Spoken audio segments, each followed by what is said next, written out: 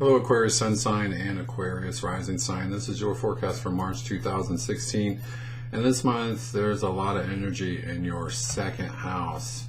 And the second house on one level has to do with your money or your financial health, but on a much deeper level, it's about how you feel about yourself or your self-esteem, your self-worth. So this month you've got the Sun and Neptune there. Ultimately you're going to have Mercury and Venus transiting through the second. You've also got an asteroid known as Chiron. So going to the deepest level, we allow ourselves to be as prosperous as we feel worthy of. And you may or may not believe that to be true, but I'm a big fan of the law of attraction, which states that like attracts like. And if you feel worthy of all good things, then you'll allow all good things to come into your life. But if there's any belief that, oh, I couldn't possibly allow myself to drive a car like that, or to live in a home like that, or have a career that pays me that kind of money, if you don't believe that you're worthy, it's just imperative that you work on loving yourself and looking closely at what you have to offer the world, really appreciating who you are and what makes you a unique and worthwhile individual. In our culture, it's really easy to doubt our worth or to be aware of how we're flawed.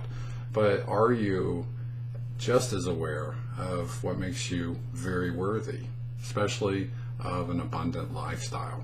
So on a spiritual level, this is about getting in touch with your soul, so to speak, and really loving and approving of yourself. But on a material level, I really believe that these two principles reflect one another. So spiritually, if you feel worthy, again, your finances will ultimately reflect that powerful self-worth. So on a material level, I can definitely see you working towards becoming healthier financially, finding ways to stretch your dollar and or to save money, but also looking at ways to get that coveted raise or promotion or add another stream of income, something like that. So I think that they both go hand in hand, though, once again, so don't neglect one over the other. They're equally important.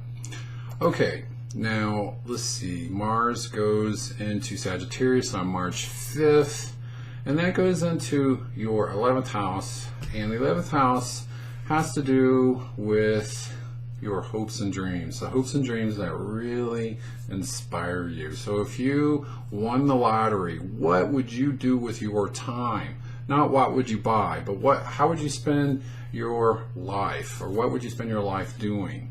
That's really where you need to go. That's the north on your compass. Some people would say, I've always wanted to be a photographer or be a painter or whatever it is. So what I would say for you is get in touch with your inspiration during this period and figure out what are those things that really make you feel like a kid on Christmas morning. And whatever those goals are, come up with a really practical, down-to-earth strategy that you're willing to be disciplined with. Ultimately, Mars is about passion and taking action. So find the inspiration, get the strategy, and get yourself going. Okay, now there's a new moon March 8th, and that's in your second house. So again, two different levels.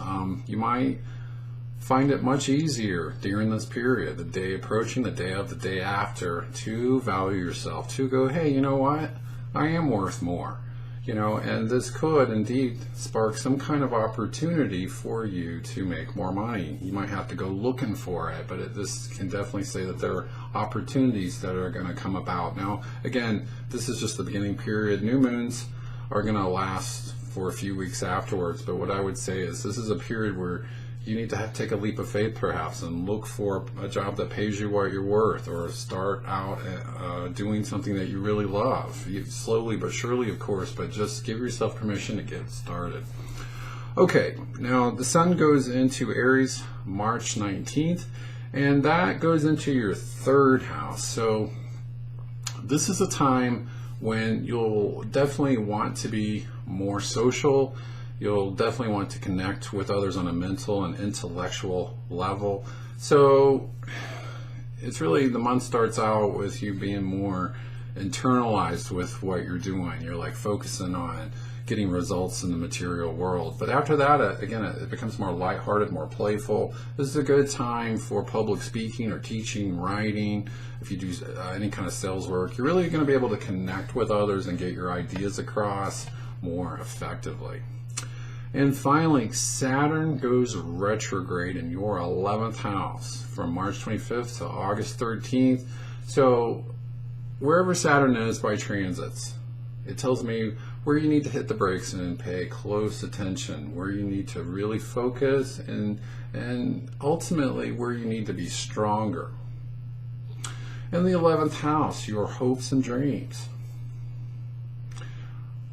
Do you have a wishy-washy plan about what you want for yourself in the future? Do you have any idea where you're going to be 5 or 10 years from now? And none of us really know, but do you have a plan in place where you're steadily and confidently moving forward? If not, this period is about getting that plan, getting that strategy. So you've got a double dose of this energy of get focused, get your plan in place. But with a retrograde motion, it's like I see you really working diligently on these strategies, really trying to figure out what you want and how you can get it effectively in a practical manner, so that it's just not castles made in the air.